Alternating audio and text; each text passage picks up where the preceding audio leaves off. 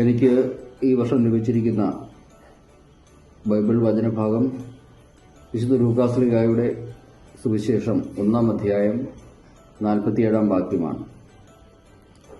എന്റെ ചിത്തം എന്റെ രക്ഷകനായ ദൈവത്തിൽ ആനന്ദിക്കുന്നു എന്ന് പറയുമ്പോൾ നമുക്ക് മനസ്സിലാക്കാം, എന്റെ ചിത്തം, എന്റെ മനസ്സ് ദൈവത്തെങ്കിലാണെങ്കിൽ എനിക്ക് സന്തോഷമായിരിക്കും. എന്റെ മനസ്സിൽ ദൈവം കുടികൊള്ളുന്നുണ്ടെങ്കിൽ ഞാൻ സന്തോഷമുള്ളവനായിരിക്കും എന്നുള്ളതാണ് അവിടെ നിന്ന് നമുക്ക് മനസ്സിലാക്കാൻ പറ്റുന്നത്.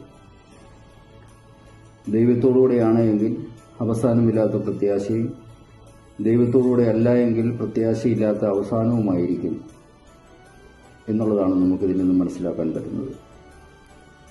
സ്നേഹമുള്ളവരെ, നമ്മുടെ മനസ്സിൽ ദൈവം കുടികൊള്ളണമെന്നുണ്ടെങ്കിൽ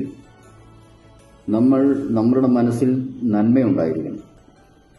നമ്മളുടെ മനസ്സിൽ നന്മയുണ്ടാകണമെന്നുണ്ടെങ്കിൽ നമ്മൾ നന്മ ചെയ്ത് ജീവിക്കണം. നമ്മൾ മറ്റുള്ളവർക്ക് വേണ്ടി നന്മ ചെയ്യുമ്പോൾ ദൈവം നമ്മുടെ മനസ്സിൽ കുടികൊള്ളും. മറ്റുള്ളവർക്ക് വേണ്ടി നമ്മൾ ത്യാഗം ചെയ്യുന്നു, മറ്റുള്ളവർക്ക് വേണ്ടി നമ്മൾ നമ്മുടെ സമയം കൊടുക്കുന്നു, നമ്മുടെ ആരോഗ്യം കൊടുക്കുന്നു. ഇങ്ങനെയുള്ള സാഹചര്യങ്ങൾ ദൈവത്തിന് ഇഷ്ടമുള്ള കാര്യങ്ങളാണ്. അപ്പോൾ ഓരോ വചനഭാഗങ്ങളും നമ്മൾ വ്യാഖ്യാനിക്കുമ്പോൾ സമൂഹത്തിന് നന്മ വർദ്ധക്ക രീതിയിലുള്ള ഓരോരോ കാര്യങ്ങൾ ചെയ്യുമ്പോഴാണ് നമ്മുടെ ഉള്ളിൽ ദൈവം വസിക്കുന്നത്.